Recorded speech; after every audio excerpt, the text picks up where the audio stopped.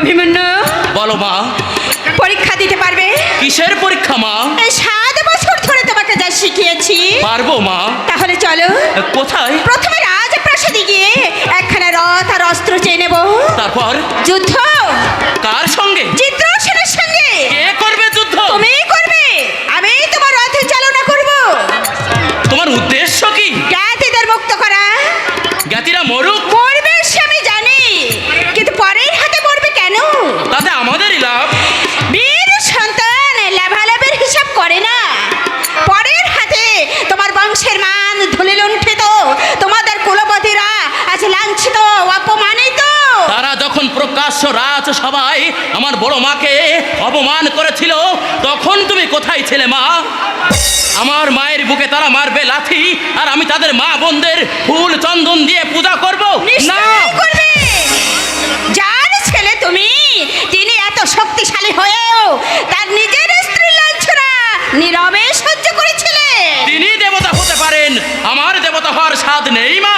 দেবতার মহত্ব নয়, মানুষের কর্তব্য। মায়ের অপমান সহ্য করা যদি দেবতা হয়, কর্তব্য হয়, তাহলে তাহলে আমি মানুষ হতে চাই না মা। আমি মানুষ হতে চাই না। আমি দাতাল পশু হয়ে ওই শত্রুর বুকে দাঁত বসিয়ে দেব। শত্রু হলেও তারা তোমার জ্ঞাতি শত্রু।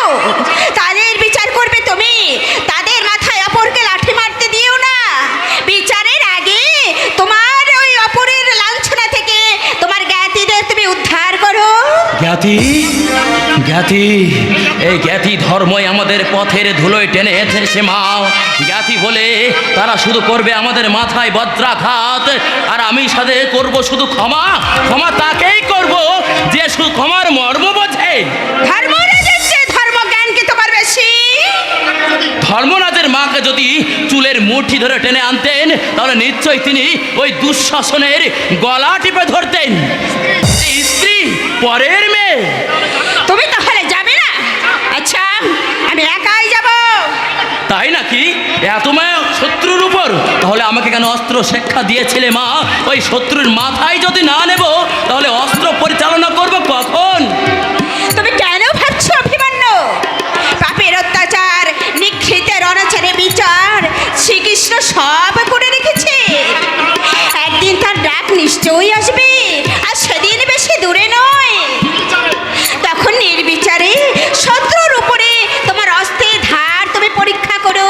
কবে শ্রীকৃষ্ণের ডাক আসবে মা? কবে ওই দুঃশাসনের রক্তে আমার বড় মার বেনি লাল হয়ে উঠবে?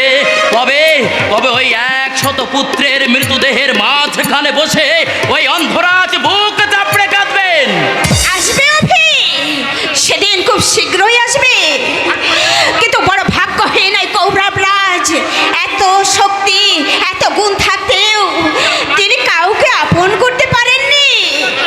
কি যেন একটা পিপাসা তার মধ্যে রয়েছে, কেউ তা মেটাতে পারেনি। তাই তার পিপাসা এই সংসারে অনর্থের সৃষ্টি করে চলেছে। তোমার মতো দয়া আমার নেই মা। আমি তাদের ঘৃণা করি। একমাত্র ধর্মরাজ ছাড়া সবাই তাকে ঘৃণা করে, তার জননী পর্যন্ত। তার এই দুর্ভাগ্যই এই সংসারের অনর্থের সৃষ্টি করছে। দাদা, বড় অসময়ে এলে। আমি যাচ্ছি। কোথায়? চিত্রসেনকে অভিনন্দন করতে। সম্ভাষণ হয়ে গেছে দিদি। হয়ে গেছে? কৌরবেরা মুক্ত। কে করলে মুক্ত? ধর্মরাজের আদেশে ভীমার্জুন তাদেরকে উদ্ধার করেছে। আদেশটা ধর্মরাজের, কিন্তু উদ্ধারের পরামর্শটা বোধ হয় তোমার। আমি সাথেও নেই, পাঁচেও নেই। আহা বাবা, তুমি কি স্মরণ? রহস্য করছো অভিমন্য? আচ্ছা মামা, শুনতে পাই বড় মা তোমার সখী, কিন্তু তার অপমান তোমার গায়ে বিঁধল না কেন? আমি তো এসেছিলাম। এসেছিলে চুরির পরে তদন্ত করতে, তাও যদি এলে ওই দুঃশাসনের হাত কানা কেটে ফেলতে পারলে না? আমার সে শক্তি কি আছে অভিমন্যু? ওই কংসবধের বেলায় তো বেশ শক্তি ছিল। এই যে মায়ের লাঞ্ছনা, তোমার মাকে আর ওই ধর্মরাজের মাকে যখন এমনি ভাবে অপমান করবে, সেদিন দেখবো তোমাদের ধৈর্য। কেন?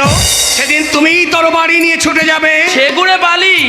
আচ্ছা মামা, আমি তখন ঢাক ঢোল বাজাবো। মামাকে প্রণাম করো অভিমন্য। তা নয় করছি।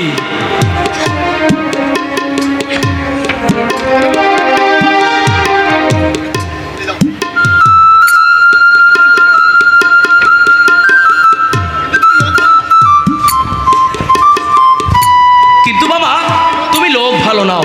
তোমার বাবাকে তো দেখেছি, কি মহৎ আর সরল। তোমাকে দেখে মনে হয় না তিনি তোমার বাবা। আচ্ছা, তুমি আমার মায়ের মাথাটি বসে বসে খাও, আমি চললাম। অনেকদিন কেন আসনি দাদা? কোথায় গিয়েছিলে? পাত্রী দেখতে। সারা জীবন কি শুধু পাত্রী দেখে বেড়াবে? আমার পাত্রী নয়, তাহলে তোমার ছেলে। অভিমন্যু, এই কচি ছেলে তুমি বিবাহ দিতে চাও? ক্ষতি কি? কি হলো? মুখের দিকে চেয়ে রইলে যে। দেখছি তোমার চোখ দুটো উদ্দেশ্য ছাড়া তুমি তো কোনো কাজই করো না দাদা। ভাগ্যের বিয়ের জন্য হঠাৎ কেন তুমি এত অস্থির হয়ে উঠেছো? আমি শুধু তাই ভাবছি। তোমার যদি আপত্তি থাকে। আপত্তি টিকবে কেন? ভদ্রা, তোমার মনে যখন উঠেছে তখন বিবাহ হবে। আমি শুধু তোমার মনের কথাটাই ভাবছি। আমরা কাছের জিনিস দেখতে পাই না, অথচ তুমি অনেক দূরের জিনিস স্পষ্ট দেখতে পাও। বলো, পাত্রীটিকে? বিরাট রাজের মেয়ে উত্তরা। ধর্মরাজকে বলেছো? তোমার মত থাকলেই বলবো। তুমি তো জানো তোমার মতই আমার মত। আচ্ছা, আমি তাহলে এখন আসি দিদি। এখনই চলে যাবে? তুমি কি শুধু এজন্যই এসেছিলে? হ্যাঁ দিদি। মনের ভাষা তুমি কখনো কাউকে বুঝতে দিলে না নারায়ণ। এত রাজকার্য, এত অসংখ্য কর্তব্য অবহেলা করে তুমি যখন অভিমন্যুর বিবাহের জন্য মেতে উঠেছ, তখন এ তুচ্ছ ব্যাপারে নয়, এর সঙ্গে জড়িত আছে তোমার ধর্মরাজ্য স্থাপনের আয়োজন। এতে কি বলছিস ভদ্রা? চিরদিন আমি দেখে এসেছি, যখনই কোনো মহান কাজের প্রয়োজন হয়েছে তখনই তুমি সবচেয়ে স্নেহের পাত্রটি, তারই দিকে তুমি হাত বাড়িয়েছ। আমি জানি তোমার ওই চোখ দুটো যখন কৌতুকে নাচতে থাকে তখন তোমার মনের মধ্যে একটা মহা বিপ্লবের সৃষ্টি হয়। ভদ্রা, ও কণ্ঠস্বর আমি চিনি নারায়ণ, কিন্তু আমাকে বোঝাবার কোনো প্রয়োজন নেই। আমি ধনঞ্জয়ের স্ত্রী, তোমার শিষ্যা। আমি মরব তবু টলব না। কি যে বলছো তুমি, আমি কিছুই বুঝতে পারছি না। আচ্ছা যাক, তুমি পিসিমাকে সংবাদ দাও। আমি সবাইকে ফাঁকি দিতে পারি, পারি না শুধু সুভদ্রার শকুনিকে। দাঁড়া। একই শকুনি, তুমি এখানে কখন এলে? তোমার পিছু পিছু এসেছি দয়াল। অনেক দিন তোমার পিছু নিয়েছিলাম, কিন্তু কিছুতেই করতে পারছিলাম না। আজ হারিয়ে ফেলেছিলাম। হঠাৎ তো মনে হলো অভিমন্যু বড় হয়েছে, তার মাথাটা পাকলো কিনা তুমি নিশ্চয়ই দেখতে আসবে। ভাগ্নের মাথা তোমার মতো কেউ চিবিয়ে খায় না। ওগো দয়াময়, তোমার কাছে আমি তো শিশু দয়াময়। এখন বলো খবর কি?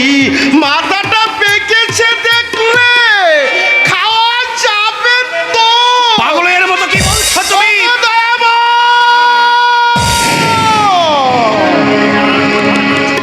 তুমি যার উপর ভর করেছে তার ভিটে বাতি চলে না। এ সংসারে সুভদ্রা মেয়েটা তোমাকে খুব চিনেছিল, তার বুকটা খালি না করলে তোমার কি ঘুম হচ্ছে না? কে বললে? আমি বলছি দয়াময়, দ্রৌপদী তোমার সখী, তার বস্ত্র হরণ না করলে তোমার কি চলতো না? সেজন্য তো তুমি অপরাধী। আমি তুমি নও, কপট পাশা খেলায় পাণ্ডবদের তুমি হারাওনি। কপাট পাশা তো আমি খেলতে চাইনি দয়াময়, তুমি আমাকে খেলিয়েছ। পাশার গুটির মধ্য কি আত্মগোপন করেছিল? কে আমার মুখে হাত চাপা দিয়ে সত্য কথা বলতে নিষেধ করেছিল? পাশার রেখাগুলো কেই বা আঙুল দিয়ে ঢেকে রেখেছিল দয়া? নরাধম, বসো। তুমি নিজের দোষ আমার উপর চাপিয়ে নিজে সাধু সাজতে চাও। থামো, থামো দয়াময়, থামো। জোর করে বললে মিথ্যা কখনো সত্য হয়ে যায় না। প্রথম যখন পাশার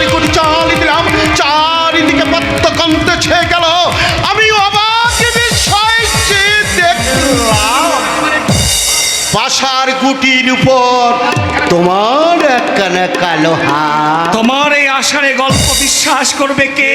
কেউ বিশ্বাস করবে না কেশব, কেউ বিশ্বাস করবে না।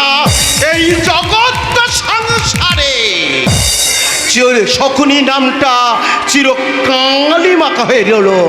যে চন্দ্রে আমাকে চালনা করলো তাকে কেউ চিনলে না। আমি তো বেশিলাম কৌরবের শত নির্যাতনে আমি শুধু ধর্ম ত্যাগ করিনি। তাহলে কেন কেন তুমি আমাকে এই পাপ পক্ষে টেনে আনলে ঠাকুর? কেন কেন তুমি শঙ্খ বাজিয়ে আমাকে বক্রপথে চালনা করলে? তুমি কি এই প্রলাপ বকতেই আমার কাছে এসেছো? না না কেশব, পিতার এই হাড় কলখানা আমার কাছে ছিল। এই হাড়ে আমি পাশা গড়েছি। এই পাশা আমার জীবনের চিরকলঙ্ক এনে দিয়েছে। প্রথমে ভেবেছিলাম এটাকে গঙ্গার জল বিসর্জন দেবো, কিন্তু গঙ্গায় তো শুকিয়ে যাবে, তাই তোমার কাছে এনেছি। ওগো ঠাকুর, এই আমাকে তুমি ফিরিয়ে দাও ঠাকুর, আমাকে তুমি ফিরিয়ে দাও।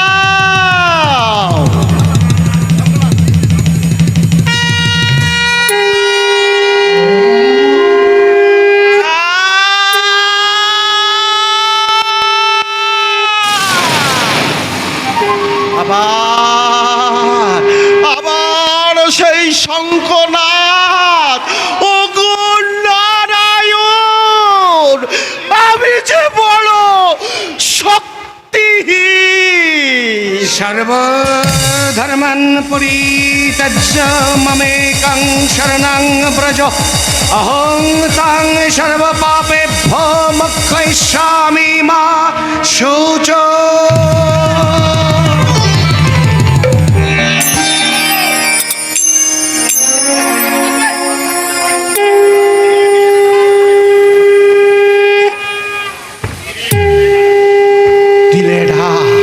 ফিরিয়ে দিলে না ঠাকুর। এই জগতের চোখে শকুনি চিরকালই বাঁকা হয়ে রইল।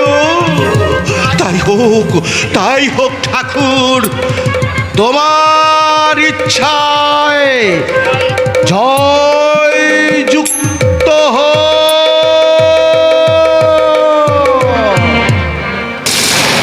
উপায় নেই শকুনি, উপায় নেই। ধর্মরাজ্য স্থাপনে তোমার মতো সহায় আমার যে আর কেউ নেই শকুনি। অভিমন্ডল, ওই তুমি কি সেই কে বিদুর? আমার বংশীধর? হ্যাঁ, আমি সেই। কেন আমায় ডেকেছো বিদুর? তোমায় তো আমি ডাকিনি, আমি যাকে ডেকেছি তার শিরে শুকি চূড়া, গলায় কদমের মালা, পায়ে নুপুর, হাতে বাঁশি, তোমার হাতে শঙ্খ, মাথায় রাজমুকুট, গলায় রত্নহার। তোমায় তো আমি ডাকিনি বন্ধু। তবে আমি যাই বিদুর। যাও, তাকে পাঠিয়ে দিও। সে আর আসবে না বিদুর। আসবে, সে নিশ্চয়ই আসবে বিদুর। কালারে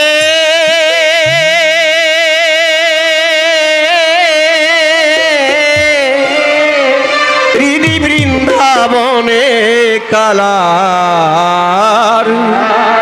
বাজে বাঁশরি। কালারে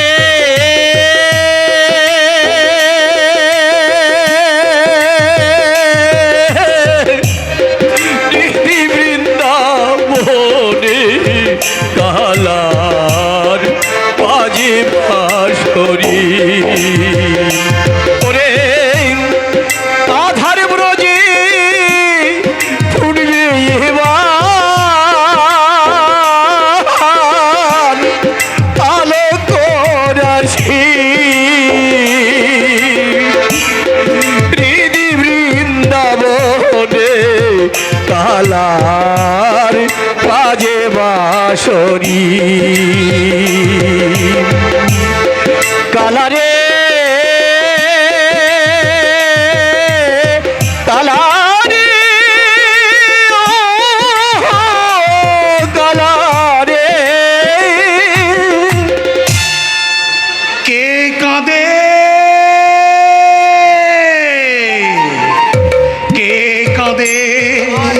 আবার কে কাঁদে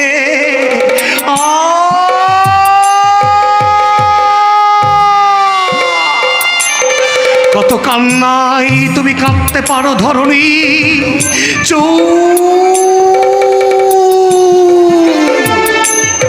আমি প্রস্তুত আমি প্রস্তুত यदा यदा हि धर्मस्य ग्लानिर्भवति भारत अभ्युत्थानमधर्मस्य तदात्मनां सृजाम्यहं परित्राणाय साधूनां विनाशाय च दुष्कृतं धर्मसंस्थापनार्थाय सम्भवामि युगे युगे।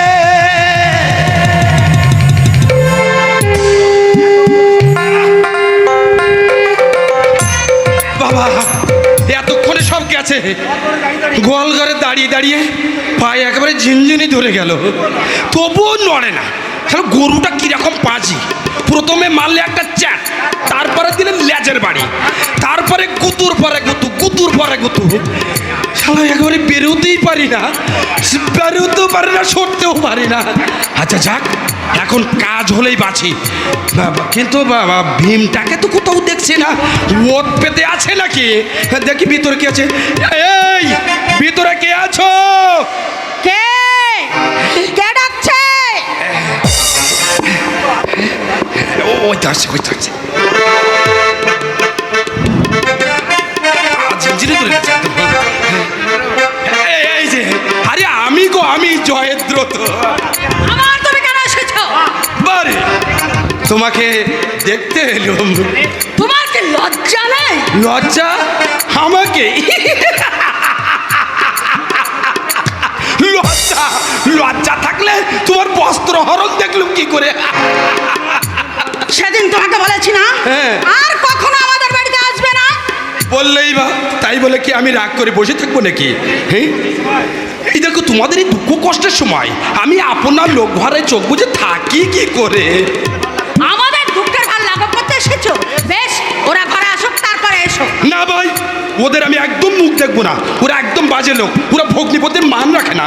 সেদিন আমি কি অপমানটা না করলে? আমিও তোমাকে অপমান করেছি। তুমি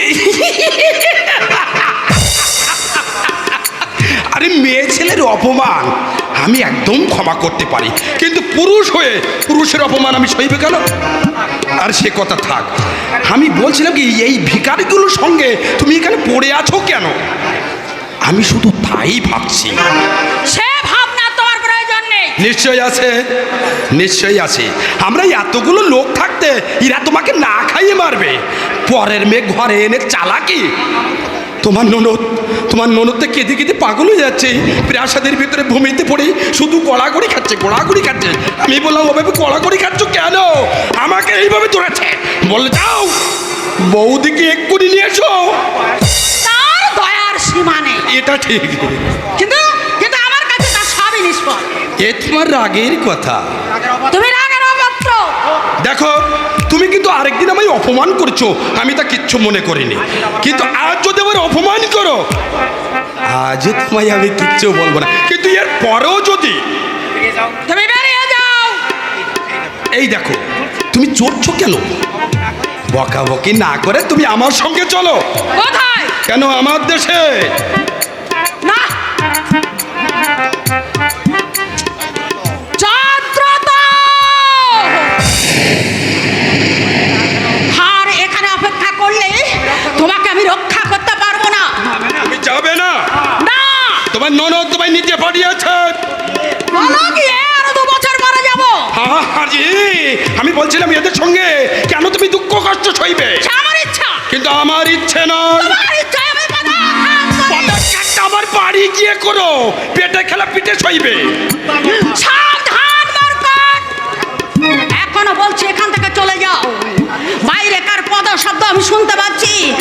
এরপরেও যদি তুমি এখানে দেরি করো, তাহলে তোমার মাথাটাই উড়ে যাবে। বেরিয়ে এসো বলছি, বাইরে আমি রথ রেখে এসেছি। এসো, এসো বলছি। জয়